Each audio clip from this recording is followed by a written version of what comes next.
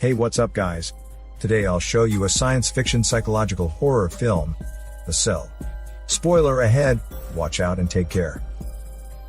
The police find a dead female body in a river somewhere in a remote area.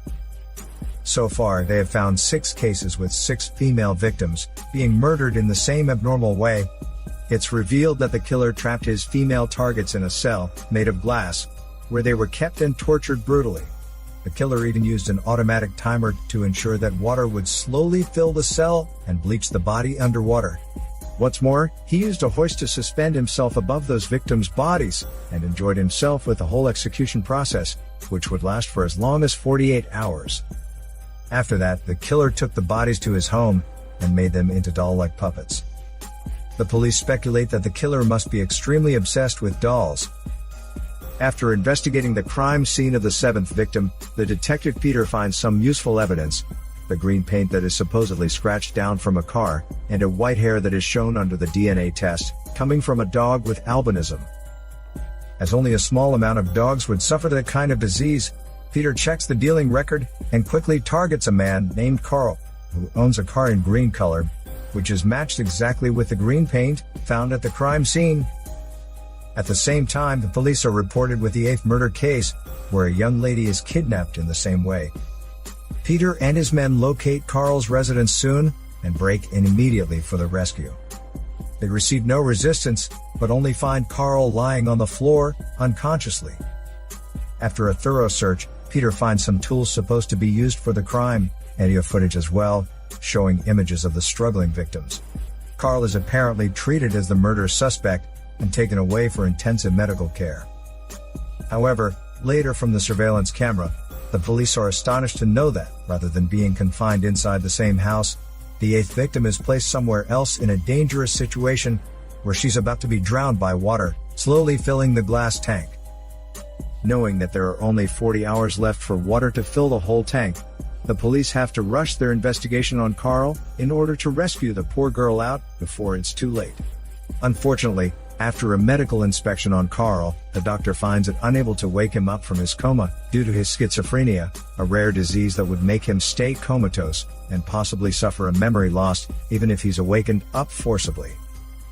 The doctor, however, proposes to Peter a virtual reality experiment conducted by an institute that could allow psychologists to enter the coma patient's mind and coax into their consciousness.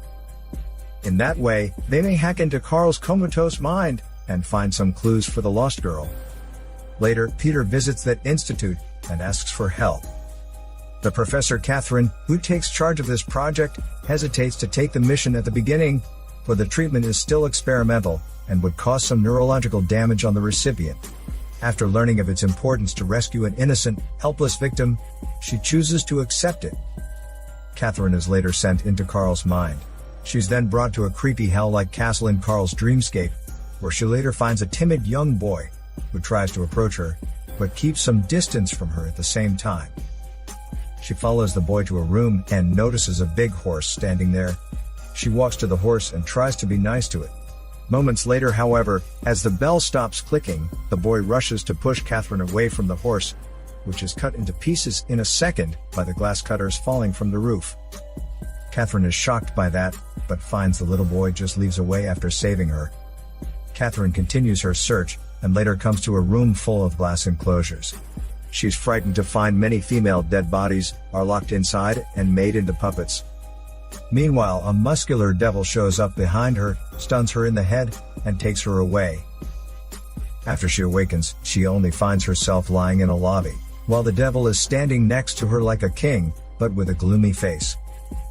He then approaches Catherine and attempts to make her one of those doll-like puppets as well. In huge horror, Catherine presses the escape button on her hand quickly, pulling herself back to reality. After her first contact, she gets to know the serial killer Carl is dominated by multiple selves. The little boy is actually the young, innocent Carl, while the muscular devil is Carl's adult self, who has been occupied with evils. To rescue the young girl, Catherine enters into Carl's dreamscape again. She finds the young Carl in the kitchen and gives him a little mirror used to signal her when he's in danger. Right then, however, the boy hides Catherine in the closet, and she gets to notice as Carl's sadistic father who abuses him once he makes mistakes. Carl grew up in such a sadistic family and always suffered tortures and abuses from his father, especially when the father noticed that the mom allowed Carl to play girly dolls often, which however, was definitely treated abnormal and forbidden. The mom later left them, but the father never stopped his abuse of the little Carl. Catherine comes to another scene, which is the place where the adult Carl killed the first girl. Due to the long-lasting abuses from his father, he's suffering schizophrenia and turned to get obsessed with making the dead female bodies into doll-like puppets. Catherine appeases the adult Carl, trying to lead him out of the dark and find any clue to the missing victim, but to no avail. The adult Carl loses his control and suddenly turns into the devil Carl, who challenges her and knocks her out immediately, right before she can push the button to escape his dreamscape. With the red flag flashing on their screens, the researchers notice that Catherine gets in trouble in Carl's mind, but they can't do anything to help her out, because the escape button is designed for the recipient only. Any forced disconnection from the mind will inflict neurological damage on the recipient's own body. She has to be awakened up in Carl's dreamscape, and makes her escape herself. Otherwise, she would be locked there forever.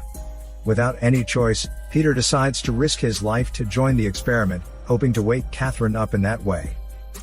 Soon Peter is brought to Carl's dreamscape, and finds everything as creepy as hell there. Following the flashlight reflected by the mirror Catherine gave to the young Carl, Peter identifies Catherine later in a golden palace, who is dressed up like a gorgeous queen, and draws Peter's attention. However, the devil Carl shows up from nowhere instantly, and overpowers Peter before taking him to a table for execution, where Peter is tortured bloodily, with his guts pulled out one by one. While keeping himself awake through the great pains, Peter manages to reawaken Catherine's awareness by reminding her of something significant and unforgettable to her. The next second, Catherine stabs the devil Carl at his back, causing him to disappear suddenly and recover Peter's injury. Later, Peter and Catherine are brought to another scene. The young, innocent Carl shows up next to a huge glass water tank where the 8th female victim is locked. They check the mysterious symbols on the tank carefully, and notices they must be the clue to find the missing victim. Right at that time, however, the devil Carl approaches near, and takes the little Carl into the dark. Missing the chance to rescue the innocent Carl, Catherine and Peter have to push the escape button, and come back to the real world. Later they locate a factory with the same symbol shown on the water tank, and rescue the 8th victim, enslaved in an abandoned warehouse. On the other side, hoping to rescue the young Carl, Catherine locks herself in the lab, and operates the experiment device reversely, which brings the young Carl into her own mind world, where it turns to be a sacred paradise, without evils and pains. The little Carl is more willing to get close to people there, and confesses that he doesn't want to witness more victims be killed anymore. However, since he can't overpower the devil Carl in his dreamscape, he begs Catherine to kill them both, which is the only way to stop the murder of more female victims. Right then, however, the devil Carl intrudes as a scaly snake man, and fights with Catherine violently. As Catherine is in control of her own mind world, she overpowers the devil Carl easily, and terminates him eventually, with a sword impaling his body. Meanwhile, the innocent Carl also suffers the same injury, and dies later in Catherine's maternal arms. While the serial killer Carl in reality is confined in his comatose status permanently. This is Daniel CC Movie Channel. Peace out.